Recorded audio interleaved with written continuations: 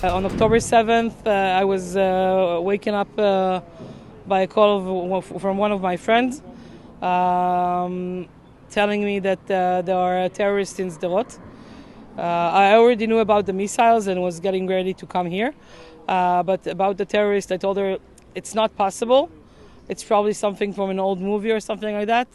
We are used to terrorists attacking us by missiles. The thought of terrorists be able to cross the border, come all the way to Sderot, was something that we didn't even imagine. So for me at start, it didn't set in right until it came to Sderot. It took me almost an hour to come from where I live, near Tel Aviv, to Sderot. It took me about an hour, and around 8:30, almost 8:30, I was here. And when I entered the city, I encountered an abandoned Toyota. All the doors were open and everything was open, and there was a lot of ammunition and guns and weapons in the Toyota itself. But it's still like I thought, okay, maybe it's something from the army. It was weird for me that the car was abandoned, because when I entered the city, there was no sirens, so there was no reason to stop the car in the middle of the road. When I bypassed the car, then I saw the first dead body, and I understood that what my friend told me in the morning is not a dream, it's not from a movie. It's real life, and it's happening right now in Sderot. I took myself directly to the situation room, the war room, and then from there we started handling the situation. We heard about we were getting notice about what's happening here in the police station, and after 48 hours of fighting, with a lot of thinking, the army has decided to shoot a tank missile on the police station, and by that finishing the battle here.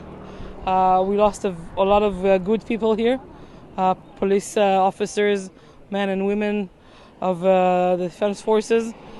After that, we did realize that because of the ammunition and the guns that were found here, what the next best thing we'll do is to destroy the police station, and basically what you see around you here, it's what's left of the police station after 72 hours of fighting. 6 months after, what is the current situation now here? Well, the best thing I can say about the people of Sderot is resilience. The people coming back to Sderot are showing great resilience, great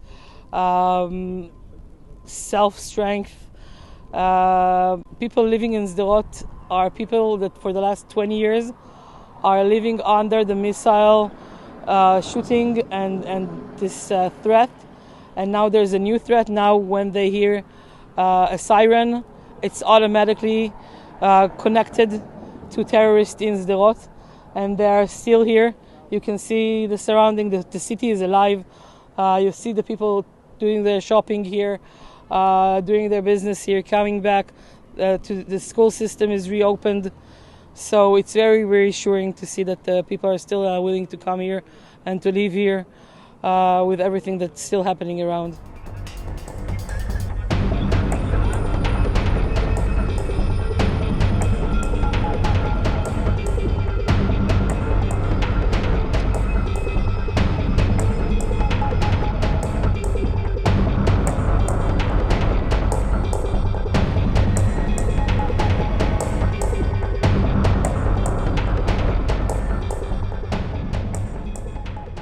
I see the Indian support that started much before, years before the October 7th.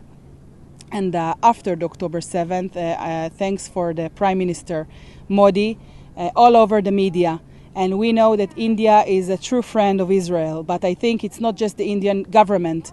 Thanks to the Indian people who have always being and continue to be a good friend of ours. And I think it's just continuing from the same point. So thank you for the for the support, for the love you're showing us, and I think that you can help us. Our voice cannot be everywhere, and we know that the Indian people are taking care of everything we need. And thank you very much to the government, but for the people as well.